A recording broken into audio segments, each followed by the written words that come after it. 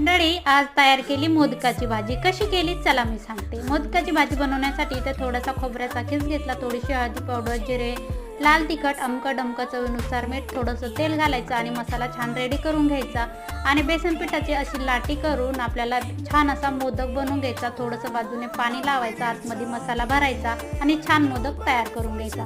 त्यानंतर आपल्याला कढईमध्ये तेल घालायचं, तेलामध्ये छान लसूण असा परतून घ्यायचा आणि गरम मसाला, लाल तिखट, अमकं डमकं जे काही मसाले असते ते मसाले घालायचे आणि थोडंसं पाणी टाकून मसाले छान असे परतून घ्यायचे. म्हणजे तेल सुटीपर्यंत मसाले परतले की मंडळी इतकी छान मस्त तरी येते ना, त्याला म्हणतात तरी.